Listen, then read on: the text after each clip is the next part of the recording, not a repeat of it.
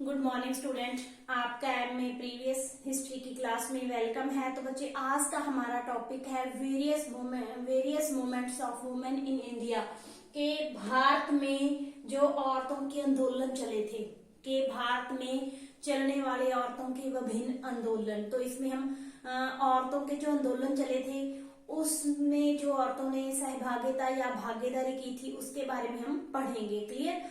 तो टॉपिक क्या है? Various movements of women in India. तो बच्चे, इतिहास की बात करें, जितना भी हमने इतिहास आज तक पढ़ा है तो उसमें हमने देखा है कि कोई भी घटना अचानक नहीं होती, कोई भी घटना आकस्मिक नहीं होती।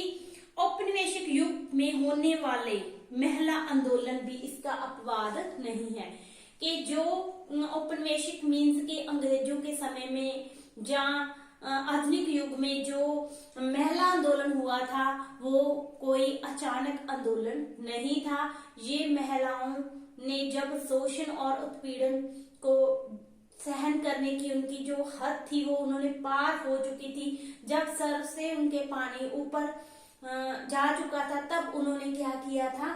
आंदोलन किए थे। क्लियर? तो जो धीरे धीरे जब कारण और परिस्थितियों का मसविदा एकत्रित हो जाता है तो उसमें क्या होता है? विस्फोट होता है। तो अगर हम भारत में महिला आंदोलन की बात करें तो जो भारत का महिला आंदोलन था वो भी कई लड़ियों से पिरोया गया था। सबसे पहले हम बात करते हैं महिला आंदोलन के कारण कि क्यों महिलाओं ने आंदोलन किए थे। सबसे फर्स्ट पॉइंट आता है पुनर्जागरण। पुनर्जागरण, तो पुनर्जागरण के परिणाम स्वरूप क्या हो चुका था कि जैसे जैसे बच्चे अंग्रेज भारत में आए थे तो उन्होंने तकनीक और संचार शिक्षा का प्रसार किया था। तो 20वीं शताब्दी में पूरे संसार में, 19वीं शताब्दी और 20वीं शताब्दी के शुरू में पूरे संसार में पुनर्जागरण की भावना ने जन्म लिया था। तो सभी क्षेत्रों में समाज की जो पुरानी जर्जर मान्यताओं को नकारा जाने लगा और तर्क और परीक्षण के महत्व में वृद्धि हुई। कि पुनर्जागरण के परिणाम स्वरूप क्या हुआ कि जो पुरानी मान्यताएं थी, पुराने विचार थे, परंपराएं थी, मान्यताएं थी, उनको नकारा जाने लगा और हर बात में तर्क और परीक्षण के महत्व में वृद्धि होने लगी। और परिणाम स्वरूप क्या हुआ बच्चे कि हर क्षेत्र में क्रांतिकारी परिवर्तन दृष्टिगोचर होने लगे, जिससे प्रभावित होकर, इन क्रांतिकारी परिवर्तनों से प्रभावित होकर शिक्षित और बुद्धिजीवी भारत के लोगों ने अपनी सामाजिक और धार्मिक मान्यताओं का पुनर्मूल्यांकन करना प्रारंभ कर दिया। तो जब उन्होंने अपनी परंपराओं का मूल्यांकन करना प्रारंभ कर दिया भारत के लोगों ने, तो भारत की महिलाएं भी इससे अछूती नहीं रही और महिला आंदोलन के उदय होने का मार्ग प्रशस्त हो गया। क्लियर? तो इस तरह पुनर्जागरण महिला आंदोलनों का पहला कारण बना। नेक्स्ट आता है शिक्षा का प्रसार। तो जब बच्चे भारत में अंग्रेज आए थे तो उनका एक ही मकसद था, जो भारतीयों को शिक्षा का प्रसार करना। वो कोई भारतीयों को एजुकेट करके उनका विकास नहीं करना चाहते थे। उनका सिर्फ एक ही मकसद था कि उनको सस्ते क्लर्क मिल जाएंगे कि कम तनख्वाह पर वो अधिक काम करवा सकते हैं। तो इस तरह बच्चे अंग्रेजों ने पश्चिमी शिक्षा का भारत में प्रसार किया और अंग्रेजों का मुख्य उद्देश्य जो भारत की युवा पीढ़ी को पश्चिमी सभ्यता और संस्कृति की ओर आकर्षित करना था। क्या था? भारतीय युवा पीढ़ी को पश्चिमी सभ्यता और संस्कृति की तरफ आकर्षित करना था। और इस शिक्षा पद्धति ने, कौन सी शिक्षा पद्धति? पश्चिमी।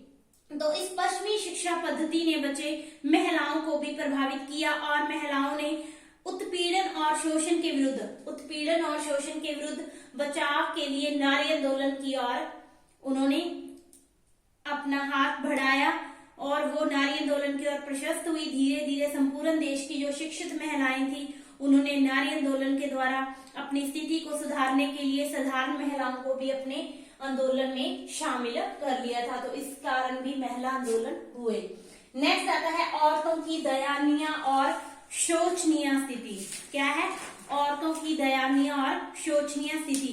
तो बच्चे, देश में प्राचीन काल से क्या चला रहा था? व्यापक बुराइयां चली आ रही थी। देश में व्यापक अंधकारपूर्ण और अराजकता के वातावरण में महिलाओं की स्थिति निरंतर गिरती जा रही थी।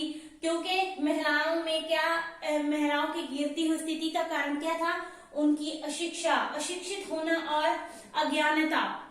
तो बच्चे अशिक्षा और अज्ञानता के कारण महिलाएं पुरुष की दासी बनने के लिए बाध्य हो गई थी और स्वयं को, जब पुनर्जागरण के परिणाम स्वरूप महिलाओं ने स्वयं को इस स्थिति से मुक्त करने के पास उनके पास एकमात्र संकल्प बचा था, विकल्प था महिला आंदोलन। तो अंत में उन्होंने बच्चे इस महिला आंदोलन का अवलंबन करते हुए अपने दुर्भाग्य को सौभाग्य में बदलने का प्रयत्न किया था। यहां तक आपको क्लियर। नेक्स्ट पॉइंट आता है महिला आंदोलनों का स्वरूप। तो बच्चे इस आंदोलन के कुछ अपने तरीके और पद्धतियां थी।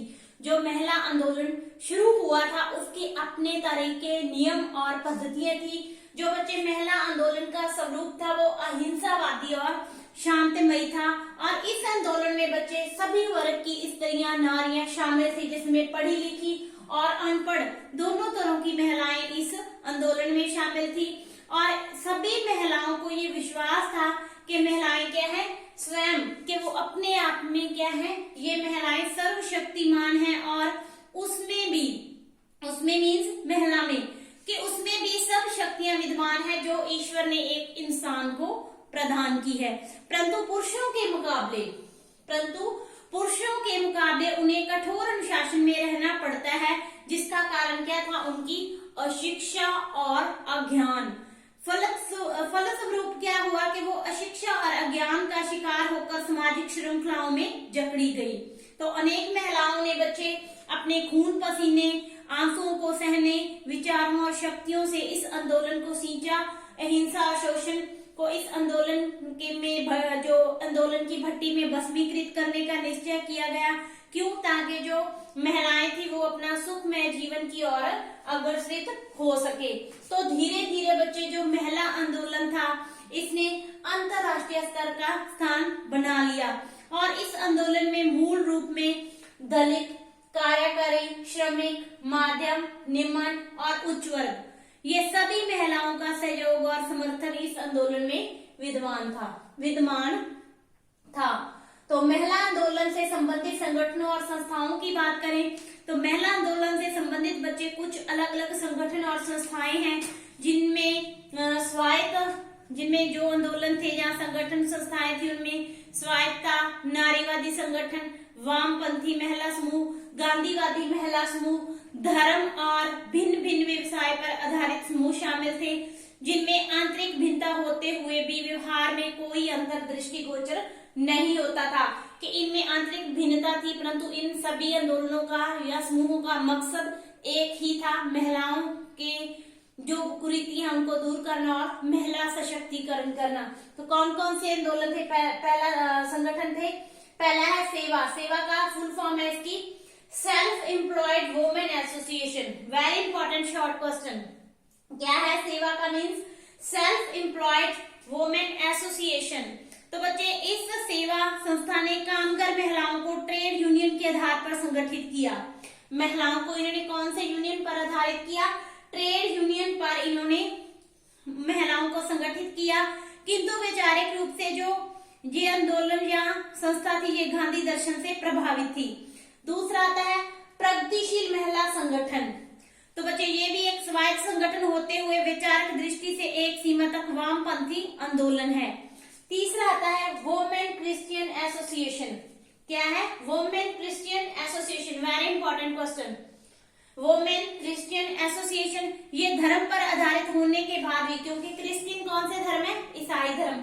तो बच्चे ये जो एसोसिएशन थी ये धर्म पर आधारित होने के बाद भी इस संगठन ने महिलाओं की समस्या को उठाने के लिए दो संगठनों से सहयोग प्राप्त किया था। वो दो संस्थाएं या संगठन कौन से थे? पहला था force against operation of women और दूसरी एसोसिएशन थी अखिल भारतीय जनवादी महिला संगठन। अखिल भारतीय महिला जनवादी संगठन, इन दोनों से इस संगठन ने महिलाओं की उन्नति और प्रगति के लिए काफी सहयोग प्राप्त किया था। तो आज के लिए इतना ही, कल हम इसी को आगे कंटिन्यू करेंगे। Thank you so much.